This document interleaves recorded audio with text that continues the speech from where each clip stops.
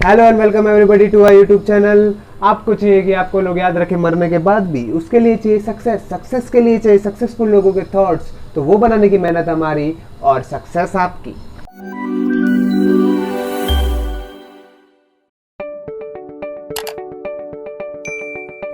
तो welcome everybody, हम start करते हैं हमारे पार्ट 2, जो कि हमने पार्ट 1 कवर किया था जैक मा के बारे में, जिन्होंने इंटरव्यू दिया था वर्ल्ड इकोनॉमिक फोरम में। तो आज हम स्टार्ट करेंगे हमारे 5th पॉइंट से। तो 5th पॉइंट है believe in yourself and your vision. 1999-2000 में जब ही जैक मा अपने अलीबाबा के वेंचर पे काम कर रहे थे, तभी एक वर्ड फेमस हुआ था जो कि एक क्रेजी जैक, मतलब पागल जैक। उन्होंने मैगजीन तक ने वो लिख दिया था कि ये आदमी पागल है, मतलब क्रेजी जैक करके ये जो वर्ड है उन्होंने लिख दिया था।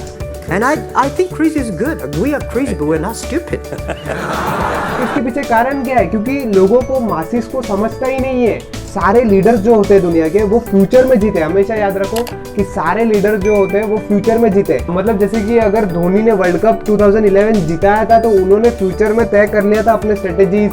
या देखो अपने फाइनल में उन्होंने पहले आके बैटिंग, मतलब युवराज से पहले आके बैटिंग की थी। तो कहीं ना कहीं वो फ्यूचर में ही रहते हैं, इसके लिए वो प्रेजेंट को जीत पाते हैं। तो सभी लोग, जब भी उनको कोई इन्वेस्टर पैसे नहीं दे रहा था जैक मा को, या कोई कन्विंस ही नहीं था कि यह बिजनेस मॉडल है, कोई कन्विंस नहीं था, पर आज उनके सारे इन्वेस्टर जो उस टाइम पे उन्होंने पैसे इन्वेस्ट किए थे, वो सारे खुश है, वो खुश है। तो believe in yourself and your vision no matter what else और पीपल आर सेइंग। तो आजकल सभी लोग यही बोल रहे हैं कि हमें हार्डवर्क नहीं करना चाहिए, हमें हार्डवर्क नहीं करना चाहिए, हमें स्मार्ट वर्क करना चाहिए। पर कहीं ना कहीं ये बहाना तो नहीं है हार्डवर्क ना करने का।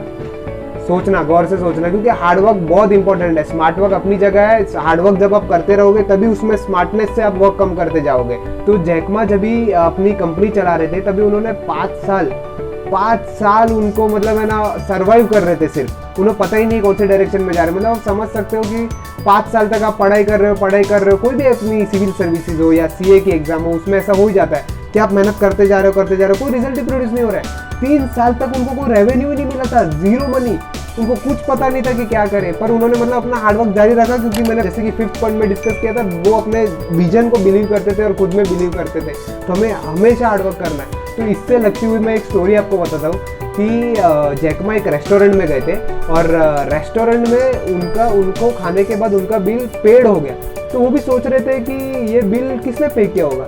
तो उनको बाद में पता चला कि उनके कस्टमर थे, उन्होंने बिल पे किया था। क्यों? क्योंकि वो कस्टमर को पता चला था कहीं से, क्योंकि जैक मा का रेवेन्यू नहीं हो रहा है, पर उसके प्रोडक्ट से मैं काफ़ी कमा रहा हूँ।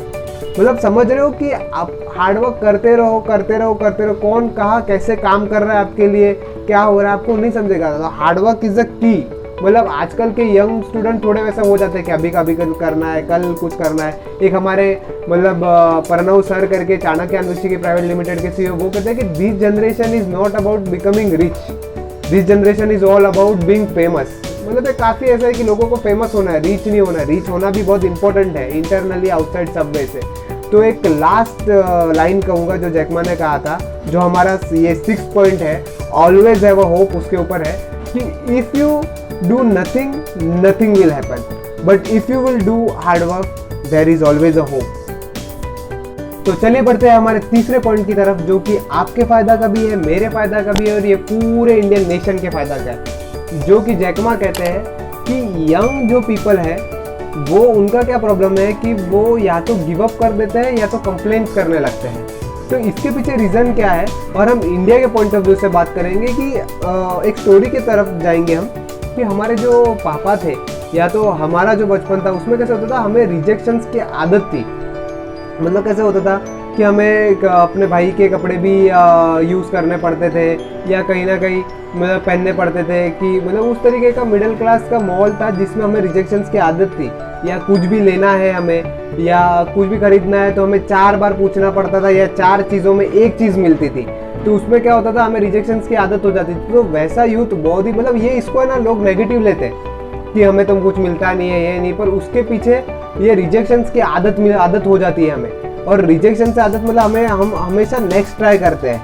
तो उससे क्या होता है, वो यूथ बहुत पावरफुल बनता है। तो हमें हमेशा याद रखना है कि आज का यूथ थोड़ा मेंटल हेल्थ से गुजर रहा है, क्योंकि उसे सब मिल रहा है। आज के जो 15 ईयर्स के लोग हैं या उनको सभी कुछ मिल रहा है उनके मम्मी पापा की तरफ से, तो कहीं ना कहीं उनको रिजेक्शन की मतलब आदत नहीं है, तो उनको मतलब काफ़ी हर्ट होता है। पर हमें ध्यान रखना है कि रिजेक्शंस बहुत इंपॉर्टेंट है लाइफ में, और ये जो कंट्री है इसका तो पूरा youth population, highest youth population है। तो वो क्या कहते थे कि जब भी 15 साल के पहले उनके अपार्टमेंट में उन्होंने ये स्पीच दी थी अपने पूरे टीम मेंबर्स को कि देखो Guys, we have to work hard, not for ourselves. If we can be successful, 80% of the young people in China can be successful. We don't have a rich father, powerful uncle.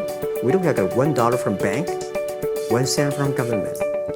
Just work as a team. ये attitude होना चाहिए। मतलब एक youth का attitude ऐसे हो तो country कहाँ से कहाँ चली जाएगी। तो हमारे इंडिया का भी मतलब यूथ ऐसा होना चाहिए, जैसे जैकमा कहते हैं कि कंप्लेंट नहीं करना चाहिए, बस अपने पर्पस को फाइंड आउट करो और बस लगे रहो। तो ये हमारा थर्ड पॉइंट है, जहाँ पे कि सक्सेस का की यूथ के लिए पेशेंस है। Patience to change the world, first change yourself. ये हमारा आखिरी पॉइंट है जो कि जैकमा ने उस इंटरव्यू में बताया था कि कुछ समय पहले की बात है, जो बचपन में उन्हें पहले हमें सभी को शौक रहता है कि मैं वर्ल्ड को चेंज करूंगा, वर्ल्ड को चेंज करूंगा। पर कैसे होता है कि उन्होंने कहा था कि एक्चुअली मुझे वर्ल्ड चेंज नहीं करना था, मुझे वर्ल्ड इम्प्रूव करना था, और उसके लिए मुझे खुद को बदलने की ज़रूरत थी, ना कि वर्ल्ड को बदलने की ज़रूरत थी। तो वो ऐसे ही डिस्कशन बता रहे थे कि कैसे कि हमें वर्ल्ड को चेंज नहीं करना है और खुद को चेंज करना पड़ेगा। महात्मा गांधी ने भी ये कहा था कि मतलब if you want to change the world, change yourself. यही पॉइंट जैकमा ने भी कहा है। वो ऐसे ही कहते हैं कि मैं अपनी पहले टीम को खुश रखता हूँ, टीम अपने आप मेरे कस्टमर्स को खुश रखेगी, और इन शॉर्ट वो सभी खुश हो जाएंगे, इंक्लूडिंग अस, इंक्लूडिंग कस्टमर, और कंट्री भी अपने आप प्रॉस्पर करेगी अगर आपकी कंपनी बड़ी होगी। थैंक यू वेरी मच हमारा वीडियो देखने के लिए। और चलो क्विकली हम समराइज कर देते हैं कि आज हमने क्या सीखा। तो पहला पॉइंट था believe in yourself and believe in your vision. Second point, always have a hope and do your hard work. Third point, young people के लिए सक्सेस का फॉर्मूला एक ही है, patience. And fourth thing, if you want to change the world, change yourself first. तो वापस मैं यही कहूँगा कि सक्सेस नहीं मिलती एक वीडियो देखने से, सक्सेस मिलती है हर बार आके हमारे वीडियो सीखने से। धन्यवाद। In this world, if you want to win in 21st century, you have to making sure that making other people powerful, empower others, making sure the other people better than you are, then you will be successful.